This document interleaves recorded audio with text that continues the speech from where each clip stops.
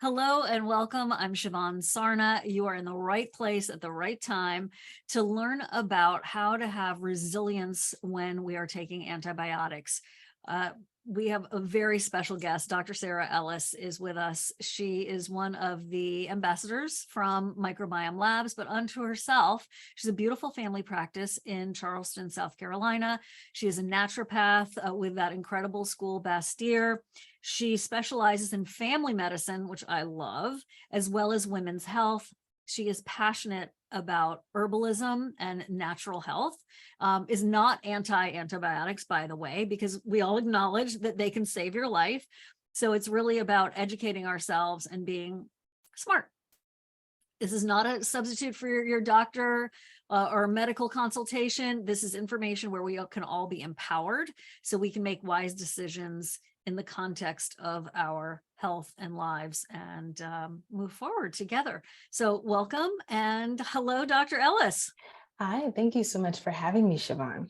Oh, I'm thrilled to work with you. I really am. When Kieran left Microbiome Labs and he's still going strong and doing great, Yeah. I was like, how could anyone possibly help us? And of course, the speakers from Microbiome Labs, because of, the foundational work and of course, the brilliance of Kieran co-founding Microbiome Labs, you all have been spectacular. So thank you so much for rocking it. And Absolutely. forgive me for my hesitancy. It's all good. Those are very big shoes to fill. I So know, I right? totally Right? understand. Yes. Exactly. And Yeah. for those of you who have worked with Kieran Krishnan before, he is the co-founder of Microbiome Labs and has left it in very capable hands and has gone on to do other wonderful things. And he still Yes. will be Yes. part of our community into Yeah. to perpetuity for sure. But we do have a discount for you on Microbiome Labs. And Clarissa, I'm just going to ask you to get that right out of the way. You can pop it into the chat. So when you're hearing about some of the products, you can go there and order. It is an exclusive discount for us. I don't know how long it'll last. I keep saying that because I legitimately don't know how long it'll last. So have at it. And with that, Dr. Ellis, I'm going to hand things over to you to share your screen. Welcome. All right. Thank you so much. Let me share my screen. Let me know if you can see it. I know it's loading. Ooh, pretty. Yes, I can see it. And then let me get in slideshow mode. Yippers. And I will hide myself. And wow, that is gorgeous. Thank you.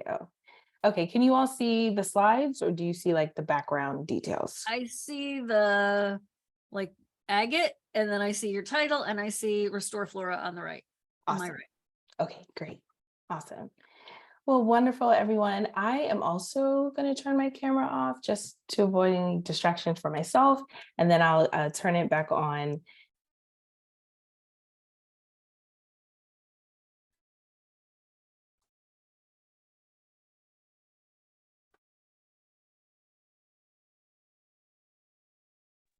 Sorry, excuse me.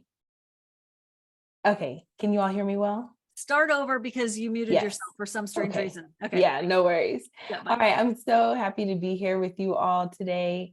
I'm excited to share with you different ways that we can restore our microbiome after antibiotic therapy. We are going to be discussing, as soon as I get my slides working, we're going to be discussing today antibiotic use in the United States, how antibiotics actually impact overall health and specifically microbiome health, and the introducing Restore Flora, the ingredients, dosing, and supporting research. And I'm also going to take a moment to go through some of the strains of bacteria that are present in our product and how they help with the microbiome, especially the protective role that they play during and after antibiotic therapy. So to understand the need for a product to help with restoring the microbiome after antibiotic therapy, let's talk a little bit about antibiotic use in the United States. So annually, we know that far too many antibiotics are prescribed in the US. The CDC estimates that about 47 million antibiotic courses each year are prescribed for infections that actually don't need antibiotics. And that means that about 30% of the antibiotics that are prescribed are actually unnecessary. And this overprescription of antibiotics, there has been marked with a rise in antibiotic resistance in certain species of bacteria. In fact, in 2015, antibiotic resistant pathogens were estimated to cause over 50,000 deaths a year in Europe and in the United States. And unfortunately, that number is expected to increase dramatically over the next 20 years. So let's talk about some of the common causes of acute antibiotic exposure. And that means these are common reasons that your primary care doctor would prescribe an antibiotic for a short period of time, usually anywhere from 7 to 14 days. Now, some of these are probably familiar, especially if you have children. Otitis media, which is an ear infection, very common in children. In fact, between 80 and 90% of all children will experience otitis media or an ear infection before they start school. Other reasons for prescribing antibiotics include upper respiratory infections, strep throat, UTIs, and GI infections. What's interesting is that, particularly as it pertains to children, high-dose amoxicillin, which is about 80 to 90 milligrams per kilogram per day, is recommended as the first-line antibiotic therapy in children with acute otitis media.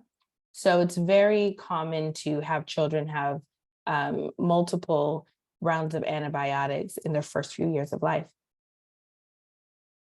In addition, we will also let's talk about some of the common causes of long-term antibiotic exposure. And so these are conditions that may require a patient to be on antibiotics for a longer time, multiple months, even some for several years.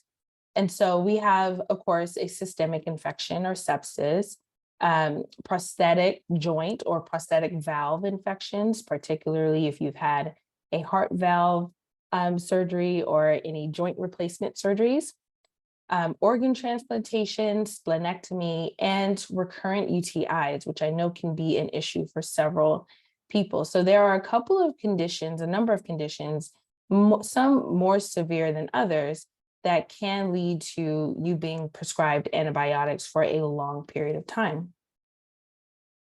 So why is this important? Well, the use of antibiotics has definitely saved millions of lives over the last 100 years. And unfortunately, the overuse of antibiotics has been detrimental. And that's kind of what we're going to be focusing on this topic today. So broad spectrum antibiotics leads to a systemic effect. So it's going to impact the microbiome throughout the body, not just the gut. And so ideally, we would prefer to have an antibiotic that's more localized to avoid disrupting the gut ecology and ultimately leading towards dysbiosis. The research has shown that amoxicillin can cause changes that last 30 days to even 2 months after the antibiotic exposure. Other antibiotics like Cipro and Cefprozil have longer impacts, and sometimes that impact can be permanent. Now, common side effects with antibiotic use include, of course, antibiotic-associated diarrhea, which is one of the more common complaints after antibiotics. And then the overuse can cause a myriad of issues, including metabolic, immunological, and developmental disorders. In addition, the use of antibiotics can impact a variety of features in the gut. It can damage what's called our alpha diversity. Now, our alpha diversity refers to the total number of species in the microbiome. And when we lower the alpha diversity score, we are reducing the ecological stability and the resistance to pathogens. It also increases our susceptibility to infection and diarrhea, and can also cause damage to the intestinal barrier. It also increases our susceptibility for antibiotic resistance. It can lead to an increased risk of altered genetic expression And it can even lead to the bacteria being able to exchange antibiotic-resistant genes with each other. Antibiotics have also been found to alter mitochondrial gene expression, and it reduces the amount of active mitochondria in the cells. This leads to epithelial cell death and additional toxic effects. And unfortunately, the overuse of antibiotics has been associated with inappropriate immune activity, and that often shows up in the form of asthma, allergies, and autoimmune diabetes. I really enjoyed the schematic because it highlights the implications of antibiotic use throughout our lifetime. So as you can see here, we're going through age preconception all the way into your 70s. And we're going to be focusing on these red lines, these solid lines and dashed lines. The solid lines indicate that a single dose of antibiotics within this time period has been linked to a specific health consequence. Whereas this dotted line here indicates that multiple doses of antibiotics within this time period is required in order to see a link between this health consequence and the use of antibiotics. So let's walk through this. Anytime during birth, between birth and 1 year old, we have a couple of solid lines here, and that indicates that even just a single dose of antibiotics can increase their risk of childhood obesity. It increases the risk of infection and asthma, allergies, and autoimmune diabetes. And regardless of whether you are an infant or even an elder, any single use of antibiotics has been shown to cause a loss of microbial diversity, and it provides enrichment for resistant genes in the microbiome.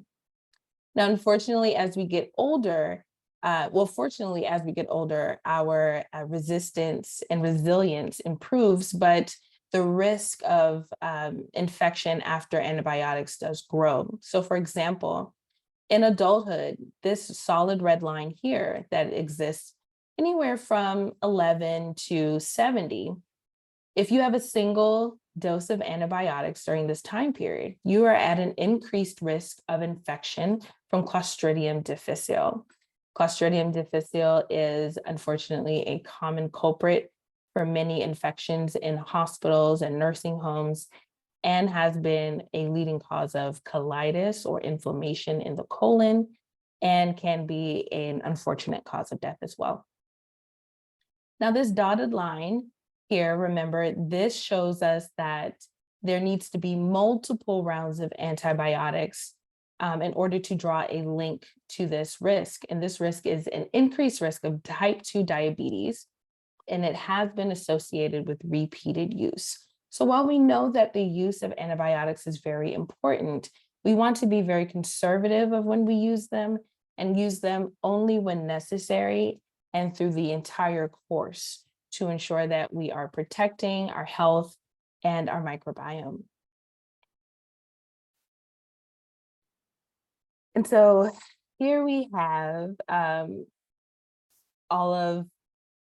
here we go. So here we have some studies. In 5 out of 9 studies, some of these antibiotics, including penicillins and macrolides, were actually associated with reduced bifidobacteria in children. What we know is that amoxicillin exposure was associated with a complete disappearance of Bifidobacterium adolescentis.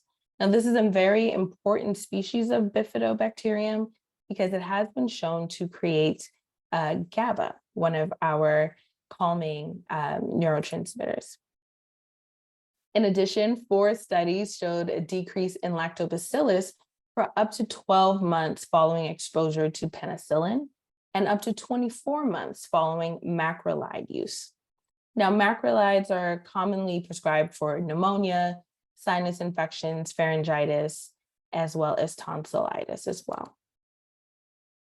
We also saw that early antibiotic exposure is associated with a 3-fold increase in Clostridium, as we previously discussed with C. diff, within 6 months of exposure to macrolides. And then we also saw a reduced number of Clostridium clusters, which are inducers of T regulatory cells. Now, T regulatory cells are, they're considered the fire extinguishers of the immune system. And so they actually kind of tampen and dampen down the inflammation after the inflammatory cascade and process has been activated by pathogens. Now, what's really the most fascinating is that Akkermansia muciniphila completely disappeared with azithromycin use. Now, this is important because Akkermansia muciniphila is one of the most important bacteria for protecting the mucosal layer. It's very special in its ability to really rebuild the mucosal layer. And that's important because the mucosal layer is our last line of defense that protects that single layer of enterocytes from having direct contact with the pathogens. So now that we have a history about the use of antibiotics, some clinical examples of when these antibiotics would be used in an acute frame versus a long-term frame, let's talk a bit about its impact on the microbiome. So I want to use a simple analogy to kind of demonstrate the impact of antibiotics on the microbiome. Well, for one, we want our microbiome to be kind of like a rainforest. And we can see here, this is what our microbiome tends to look like before antibiotics. It's lush, there's a lot of species, a steady stream of nutrition, and just flourishing foliage. Now, during antibiotic therapy, unfortunately, many of these species are destroyed, and there aren't a lot of organisms living there. And here we see that represented as a barren desert. Now, after antibiotic therapy, the microbiome kind of looks like this. So the microbiome, it doesn't just bounce back to its lush and vibrant pre-antibiotic state on its own. Instead, it takes a lot of intent and focus to rebuild that microbiome and to get it to look like it did in that first picture. Now, a lot of the times, our microbiomes are left a lot worse than they were in the pre-antibiotic state. And we can see that here with these bricks. We have a few pieces of vegetation poking through, but we're still struggling with low diversity. And the species that are there can often be a bit more pathogenic and can lead to having a damaged, inflamed intestinal barrier and lead to leaky gut. In fact, we chose this picture because you can actually visualize the cracks in between these bricks as a leaky intestinal barrier, allowing things to poke through that really shouldn't. So here we see what a healthy microbiome looks like compared to a dysbiotic microbiome with leaky gut. And unfortunately, leaky gut is not uncommon to happen after antibiotic therapy. So here on the left, a healthy gut is one that has low levels of pathogens, a very strong and thick mucosal layer, low mucosal inflammation, and strong tight junctions. However, a dysbiotic gut, much like one after antibiotic use, we tend to see an overabundance of mucus-degrading and toxin-producing pathogens. We see a lot of LPS, or lipopolysaccharide, one of the toxins produced by gram-negative bacteria. And then we also tend to see weakened tight junctions. We can see in the schematic as that mucosal layer begins to be degraded and the pathogens begin to make contact with the enterocytes, those tight junctions that are intact over here begin to become weak, much like a fence with a broken gate. The door is left ajar. And so now these toxins and pathogens can make their way into circulation and activate the immune system, which leads to inflammation and definitely a difficult time for our patients and clients. So antibiotics are certainly a risk factor for developing dysbiosis and leaky gut, but it is important to note that there is a variety of additional risk factors that can compound the problem. And that includes, of course, prescription antibiotics, natural antimicrobials, pesticides, infections, excessive alcohol intake, smoking, stress, poor sleep, intense exercise, and a poor diet that tends to reflect the standard American diet and is generally rich in saturated fats. In fact, we can see here that dysbiosis risk factors can alter our core microbiome. So our microbiome generally consists of 4 major groups of bacteria: Bacteroidetes, Firmicutes or Firmicutes, depending on who you talk to, and proteobacteria, along with actinobacteria. Now, ideally, we would prefer to see equal amounts of Bacteroidetes and Firmicutes, or really having a bit more Bacteroidetes than Firmicutes. But this patient here, you can see, is struggling with a bit of dysbiosis because they have mostly Bacteroidetes with a decent chunk of Firmicutes. And then we have the proteobacteria and actinobacteria here. When we are able to visualize it in terms of percentiles, of course, our goal is to stay here in the green, but we can see that this patient has a pretty severe dysbiosis that's in need of restoration. In addition, as I mentioned earlier, antibiotics do impact the alpha diversity, or the number of species in this gut microbiome. These are screenshots from our BiomeFX functional microbiome analysis, and the alpha diversity, which is showing us that he has 98 species in their microbiome. And that's actually a bit low. We prefer to have a higher diversity because high diversity is usually associated with a healthy microbiome.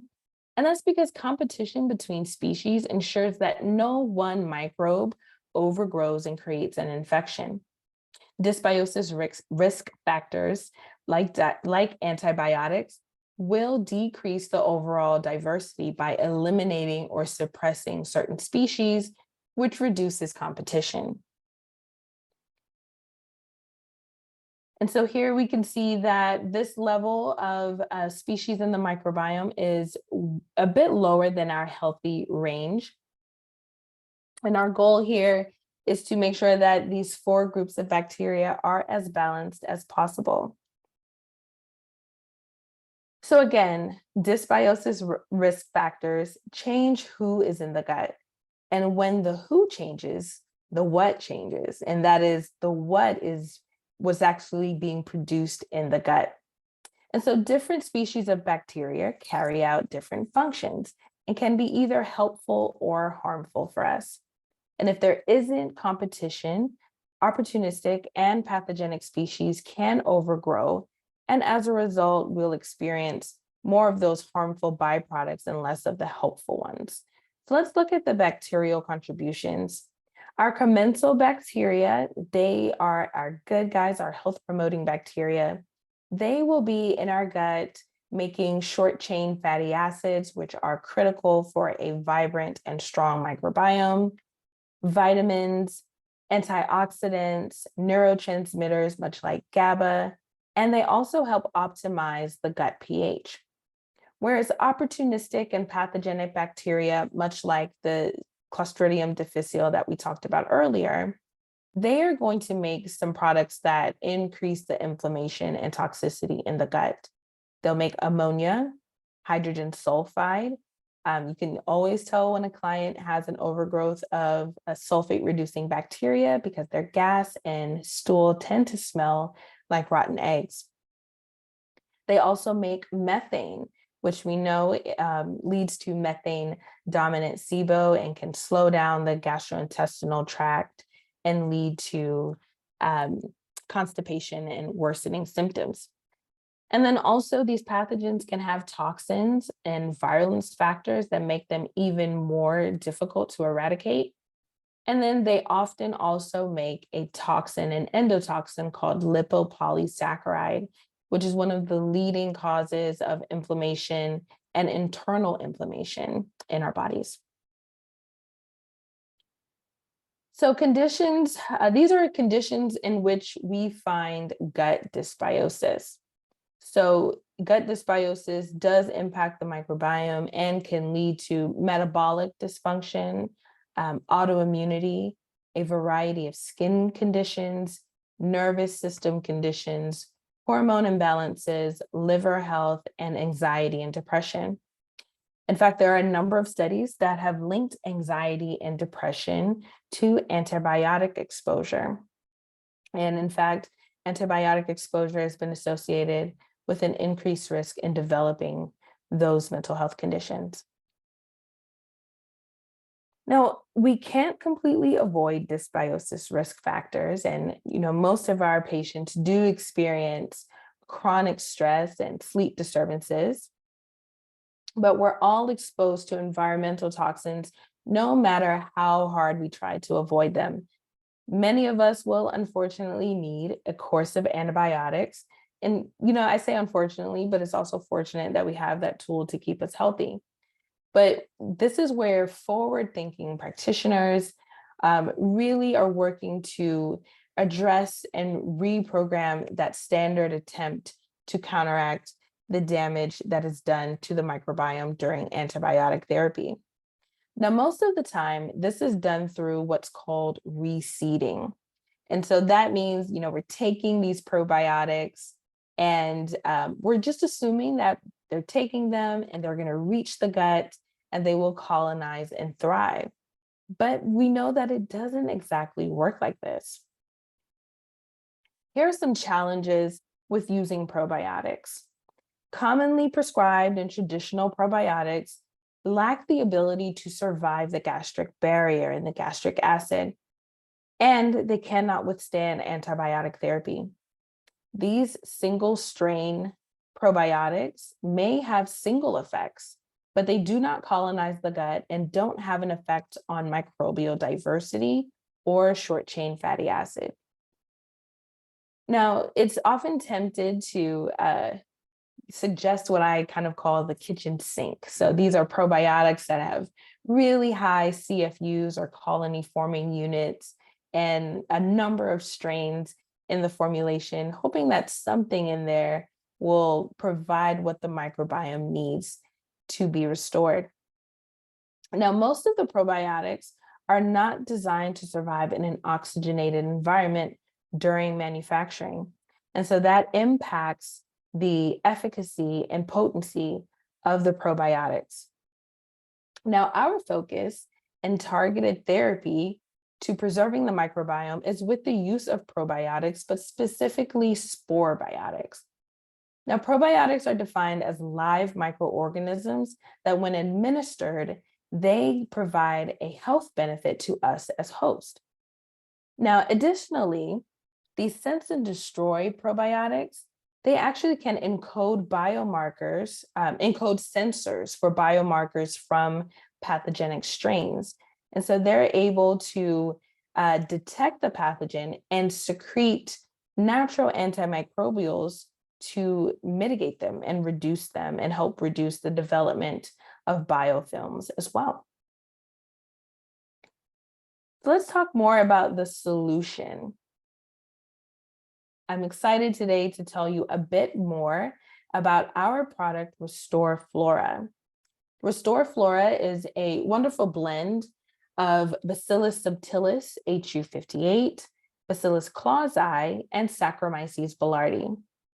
It is effective in GI protection during antibiotic therapy and has been found to be very beneficial for treating and addressing antibiotic-associated diarrhea, foodborne illnesses, candida, H. pylori, and E. coli overgrowth. The ingredients in Restore Flora have been used in our industry and throughout healthcare for the past 30 years.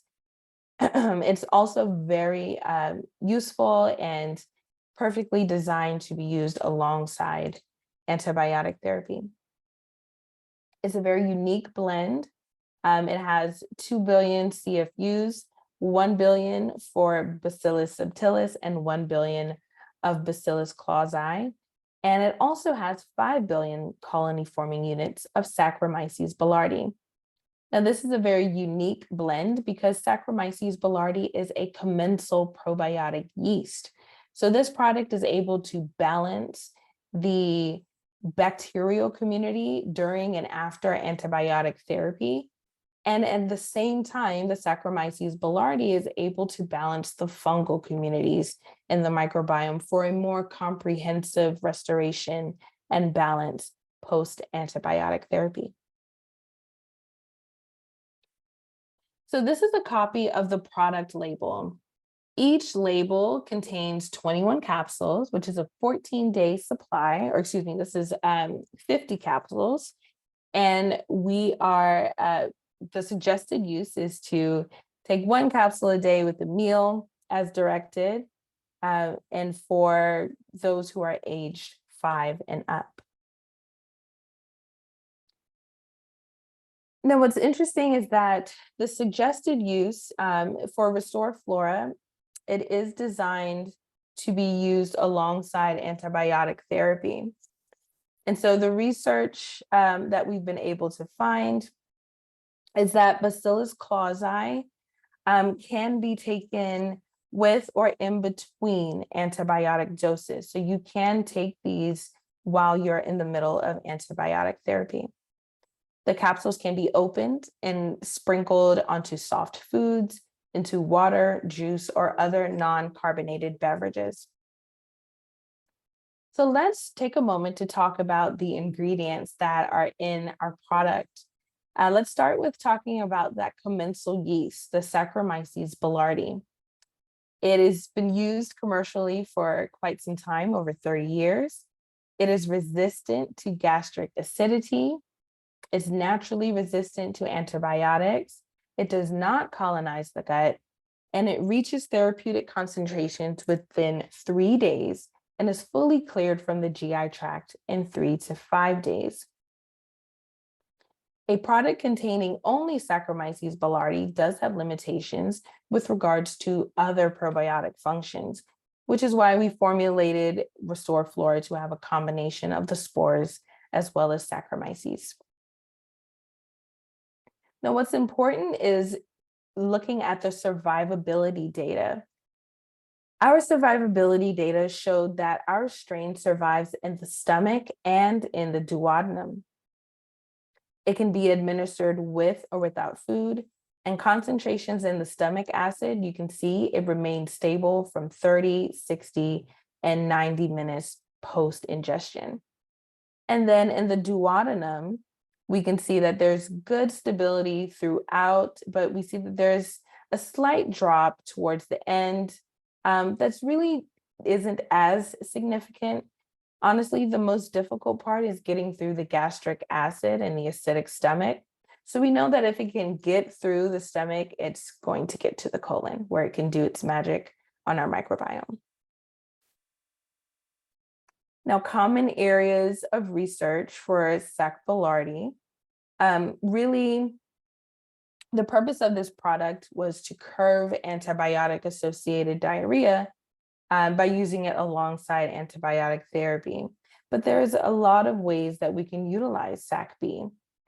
Of course, antibiotic-associated diarrhea, but also occasional diarrhea, traveler's diarrhea. If you have an H. pylori or Helicobacter pylori infection, Clostridium difficile, which we've talked about earlier, and often it is used to resolve infant and pediatric gut health concerns, as well as it's been shown to be safe and effective in patients with irritable bowel syndrome. So 5 to 25% of patients will experience diarrhea after a round of antibiotics. That bacteria can metabolize high molecular weight carbohydrates, and those populations are often diminished. Now, high molecular weight carbohydrates can actually accumulate in the colon and cause water to be pulled into the intestinal tract. Higher concentrations of bile acids can also cause an influx of different secretions that are linked to diarrhea. Now, diarrhea is occurring because the antibiotic is wiping out the bacteria whose job it is to consume those carbs. And so when they're gone, that causes a shift in the carbohydrates accumulation and causes and leads to diarrhea. In patients, this study here has shown us that it's been able to be used for the prevention and therapy for GI disorders. Now, there are a ton of studies that highlight the benefits of Saccharomyces boulardii, its properties, clinical efficacy, and its mechanisms of action, the ways in which it impacts our gut. And we can see that in the lumen, this is where Saccharomyces boulardii is able to have its most prominent antimicrobial activity. It prevents the growth of pathogenic organisms and reduces the translocation or the crossing of pathogens across that barrier and into circulation. It also has antitoxin effects. So it neutralizes and breaks down pathogenic toxins and even some of those virulence factors that are actually kind of cheat codes that help the bacteria evade the immune system and even can incorporate some antibiotic resistant genes so they aren't susceptible to the antibiotics. And lastly, Saccharomyces boulardii also provides crosstalk with normal microbiota. So it's able to reestablish a normal microbiome a bit faster than it would normally occur without it. And so now we're going to look at the trophic action. So Saccharomyces boulardii does act on the cells, its cells. And so it can reduce mucosal inflammation in the gut. It can enhance the enzymes that are secreted, and that can help prevent diarrhea. One great thing is that it restores normal levels of short chain fatty acids and is able to stabilize the GI barrier function and strengthens those tight junctions. What's interesting is that the reduction in the mucosal inflammation has actually been studied to reduce mucositis in cancer patients. It's also the enzymes that help break down those carbohydrates, help reduce the diarrhea. And so adding in the Saccharomyces boulardii provides a big part of healing from antibiotic therapy. And it really helps to nourish the microbiome back to a healthy and robust ecosystem. Now, as far as immune regulation goes, Saccharomyces boulardii does play a role in the innate immunity. So remember, our innate immune cells, those are kind of our first line of defense that are there to take care of any pathogens that are roaming around throughout our bodies. And so it's been shown to stimulate monocytes and granulocytes, much like neutrophils. And they help to stimulate the immune system so that it can take action, and especially when there are pathogens present. It also increases Kupffer cells in the liver. And these are really important for metabolizing and removing toxins. And that's a really fascinating way in which our microbiome can play a role in liver health. What's interesting is that Kupffer cells are resident liver macrophages. So there are liver immune cells, and they play a critical role in maintaining liver function. Now, under physiological conditions, they are the first innate immune cells and protect the liver from bacterial infection. Now, Saccharomyces boulardii also has an impact on our adaptive immunity. So this is kind of the reinforcement, the immune system's reinforcement. It can also enhance secretory IgA levels, and that has been shown to be increased pretty significantly, even in children. And so secretory IgA is a type of immunoglobulin, and secretory IgA specifically exists in our mucosal areas, so our gut, and often our nasal and sinus cavities as well. It's also able to stimulate T regulatory cells. Remember, I told you that these T reg cells are the immune system fire extinguishers. They're putting out the flames of inflammation to reduce inflammation and support the next stage of healing. And so they play a real important role in the prevention of autoimmune diseases, establishing immune tolerance. It reduces the development of allergies and most kinds of inflammation. And that's also due to its ability to reduce those pro-inflammatory cytokines. These cytokines are messaging molecules that alert the immune system that we are under attack, we need to prevent an infection, and they stimulate this whole cascade of activity that leads to immune activation and can also lead to tissue damage if it's not reined in. And so secreting IL-10, interleukin 10, which is an anti-inflammatory cytokine, offsets the activation of those pro-inflammatory cytokines.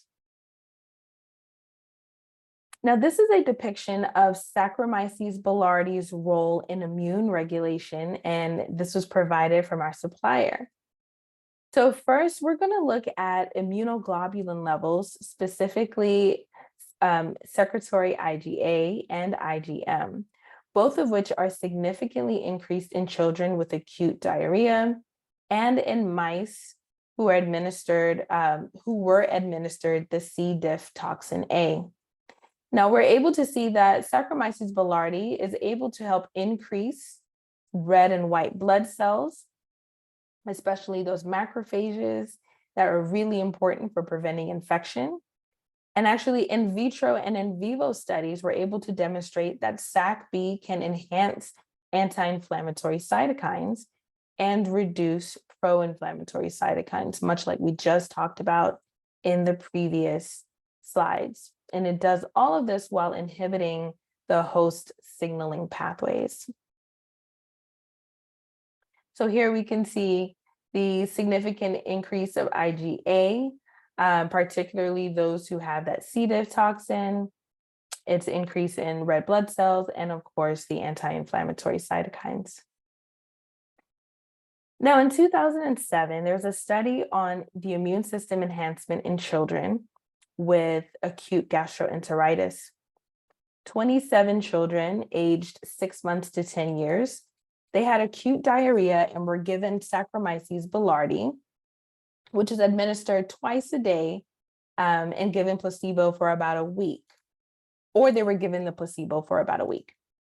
Now, the results after these 7 days, we see in comparison to baseline, we're actually able to see a significant increase in IgA levels. Remember, these are our immune globulins that are present in the GI tract.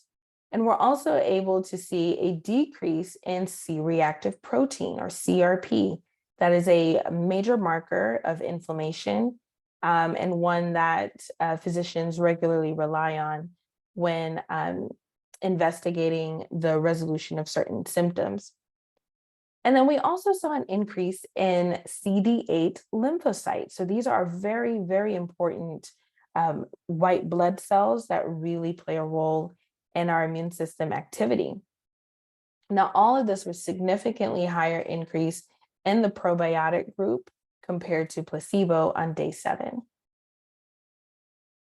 So now that we know how amazing Sac boulardii is, let's take the last few moments to talk about those spores.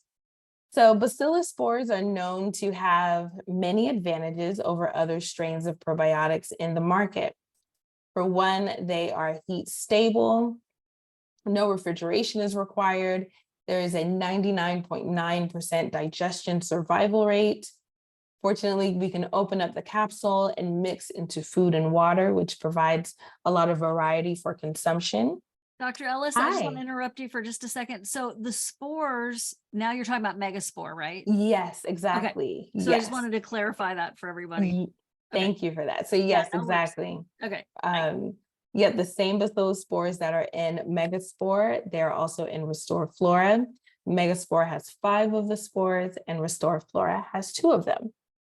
One of the great things about these spores is that they maintain their efficacy during antibiotic therapy. They produce 12 natural antibiotics and produce vitamins like vitamin K27, B vitamins, carotenoids, which are very, very important for antioxidant activity, and even digestive enzymes to help us better digest our food. Now, specifically for us, these are all the things that we have specifically for us. Bacillus subtilis HU58 is present both in megaspore and in Restore Flora. This is the superstar that's able to make 12 different natural antibiotics. It's able to support immune function. It's one of the shining stars for making vitamin K2, which is incredibly important for calcium metabolism, bone health, nerve health, just so many benefits of vitamin K2. And it's also been shown to lower inflammatory IL-6 and TNF alpha cytokines. So those are those pro-inflammatory cytokines that really drive that inflammation train. What's really great about Bacillus subtilis is that it's able to produce short chain fatty acids, which keep our enterocytes and gut cells nice and healthy. So of course, let's look at a study on Bacillus subtilis and antibiotic-associated diarrhea. So researchers were able to randomize 60 patients who took Bacillus subtilis or a placebo for a whole week. The Bacillus subtilis group were able to have more well-formed stool, less stool frequency. And what's really, really fascinating is we were able to see a reduction in TNF alpha by 55%. And this is a little bit of a typo. This interleukin was not decreased by 645%, but it reduced IL-6 by 45%. We also were able to look at specifically its stool consistency. So I'm a big fan of this Bristol stool chart because it can tell you exactly how your stool is reflecting your health. So it ranges from type 1 to type 7. Type 1 is generally constipation, and type 7 is entirely liquid stool as a reflection of diarrhea. And we're able to see here that by the end of the 15th day, the Bristol chart scores were actually able to decrease it. They started out at 7 at the baseline, and by the end of the 7th day, they were down to 4, having a normal bowel movement. And that persisted from the 7th day all the way to the 15th. And in the placebo group, we can see that they started with a 7. By the end of the 3rd day, they were down to a 6. But then by the time it got to the 7th and 15th days, they had gone back up to the 7. And so they didn't see any much improvement in their stool consistency. So here we can see that Bacillus clausii. Now that we've talked about Bacillus subtilis, let's talk about the second Bacillus spore that's present in Restore Flora, Bacillus clausii. Now, this is clinically shown to support immune function. Studies have demonstrated its reduced length of upper respiratory infections, and it also improves cytokine balance. So a little bit about our spores. In the late 1940s, Bacillus subtilis was isolated and used as a prescription store probiotic in Germany. Primarily, it was used to treat dysentery, chronic upper respiratory infections, and other immune dysfunctions in both children and adults. Now, before it was isolated and used in the prescription, during World War II, they noticed that more German soldiers were dying of dysentery than actually dying in battle. And they noticed that when the locals became ill, they would actually consume dried camel dung, and they got better. So the Germans thought that this camel dung, they brought it back, and they brought it back to the lab, and they were able to isolate Bacillus clausii. Now that is what preempted the formulation of the prescription drug with Bacillus clausii. Okay, So Bacillus, I was not expecting the camel. I know, I know most folks are like, what does a camel have to do with anything? Yeah, very, very fascinating. Dr. Ellis, how are we doing on timing? Because we only have 10 minutes left and we have a lot of Yes. questions. So let's right now this is showing the polyantibiotic resistance. So showing that Bacillus clausii is able to colonize in the presence of all of these antibiotics. Here are some cute graphs. And then I'll just, this is my last slide. I just want to highlight some additional tools that can support the microbiome during antibiotic therapy. So lifestyle, if you're taking antibiotics, get outdoors. Not only is it great for our mind and our body, but we're also able to be exposed to different bacteria in the soil and outside. Improving your sleep, good sleep hygiene. During sleep, that's when our immune system can go in, clear out debris, take care of infections. So sleep is very important. Avoid exposure to harmful chemicals, try to reduce your stress, and of course, cook our foods at appropriate temperatures. And then for diet, we want to have whole foods, fiber rich, fruits and veggies, omega-3s, fermented foods, and organic when possible. Here's my summary slide. So Restore Flora is a beautiful combination of spores and a commensal probiotic yeast. Its synergistic effects of each ingredient helps provide comprehensive effects that are important for restoring gut health. And we know that all three ingredients have been shown to reduce stool frequency and improve stool consistency. And here are my references, and thank you so much. Oh my gosh, that was amazing. Pop back up onto camera. Yes, yes. Thank you all. Please pop some love into the chat for Dr. Ellis. That was fantastic. Thank you. Thank you so much. Woo, that's a lot. That is a lot. Yes. No, you did great. You did great. Thank you. So we only have, so I'm not going to be able to get to everybody's questions, but I am going to Apologize, everyone. no problem. No problem. It was awesome. Let's see. I'm going to just, this is like rapid fire, Dr. Ellis. So Yes, I how got you. long would you take the Restore Flora for?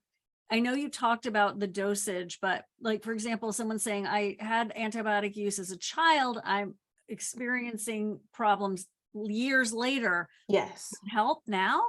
definitely. It doesn't have to be during a current antibiotic or even a recent antibiotic course. If you had frequent antibiotics as a child, you can absolutely begin to restore your microbiome in adulthood. So Restore Flora would be a great first step.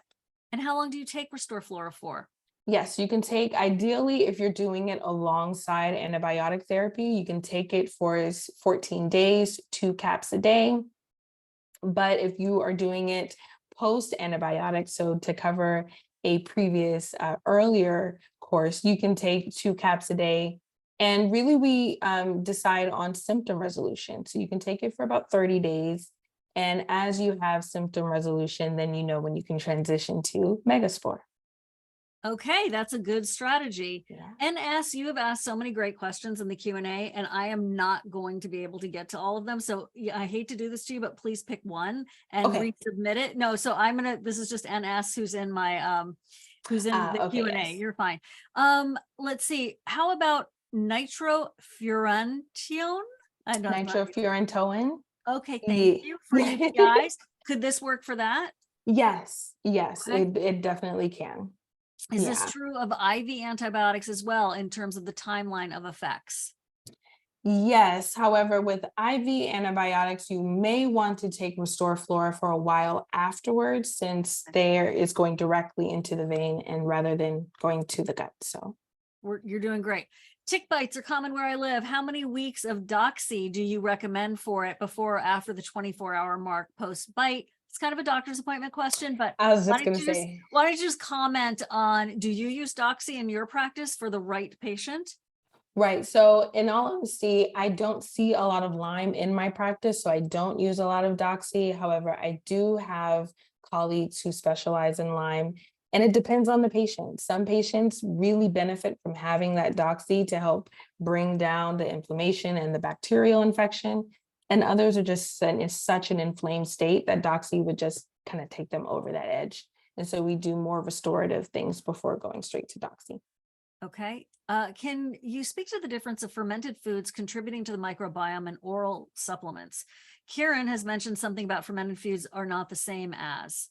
And, you know, sometimes fermented foods, if you have SIBO, you can't do them. They cause Exactly. headaches for certain people. Yeah. What are the strains in there? So I just wanted to Mhm. address that quickly. Anything else Yeah. on that? So fermented foods are going to have more of like the naturally occurring bacteria that exist in those foods that help make lactobacillus. Generally, they're lactobacillus species or bifido, whereas supplements are, of course, prepared, commercially prepared, and have a bit less of the natural fluidity that comes with the fermented foods, with like kimchi and sauerkraut. So that's kind of like the minute foundational differences. Okay. Yeah, Anne gets headaches from the kimchi. And Linda, I think we answered your question. I have recurrent pseudomonas. Pseudomonas. Yeah. Hmm. Karina treated it multiple times with naturals. Any suggestion on how to retreat it? Dealing with resistance and can't tolerate Saccharomyces boulardii. Very Pseudomonas can be very tricky. Um, you said you've tried natural antimicrobials because my first go-to is, the natural antimicrobials.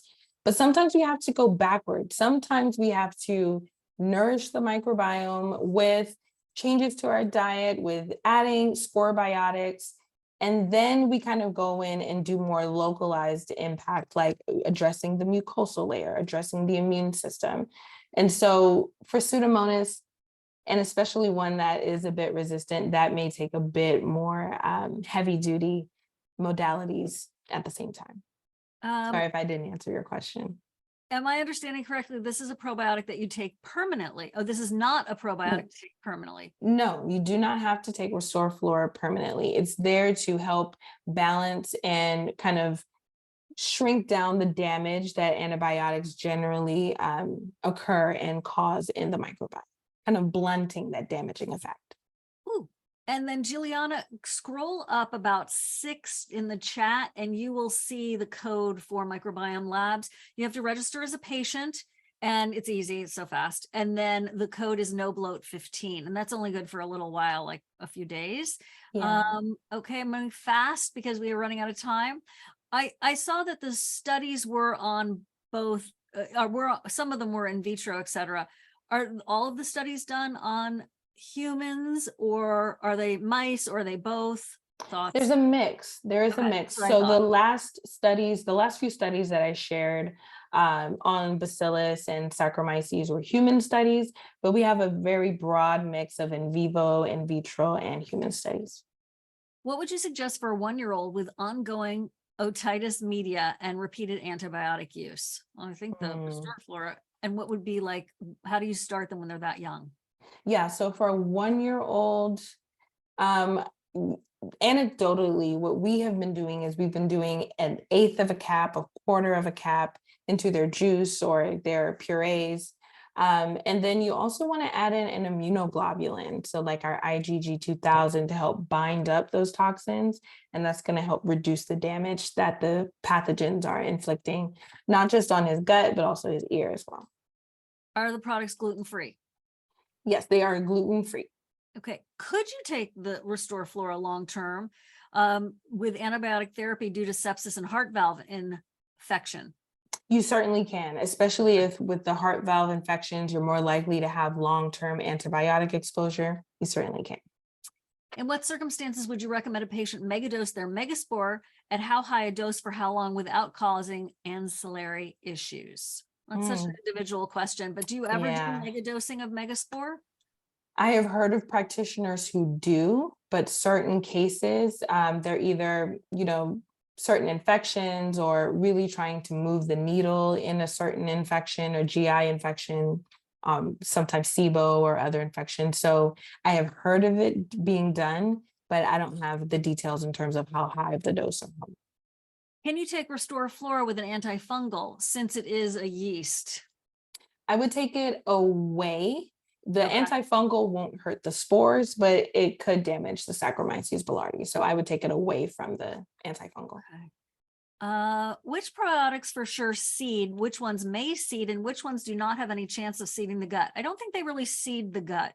They're more, I'm just going to tell it fast. They're Yep. more like mares and like neighborhood watch. Exactly. Okay, Yes. thank you. Yep. So it's not about reseeding. And the other thing that we talk about a lot is, our forefathers and mothers would go out to the field, they would eat the carrot, they would eat the potato.